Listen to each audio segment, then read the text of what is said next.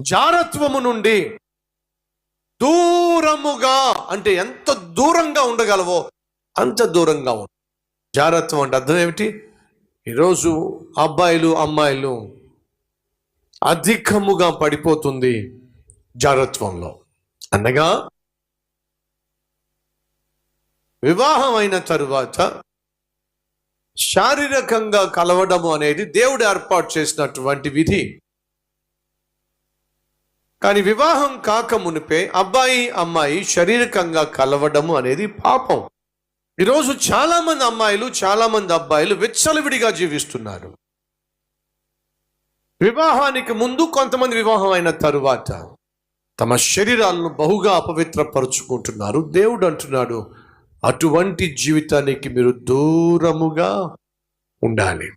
మా చెల్లెళ్ళో, మీ శరీరాన్ని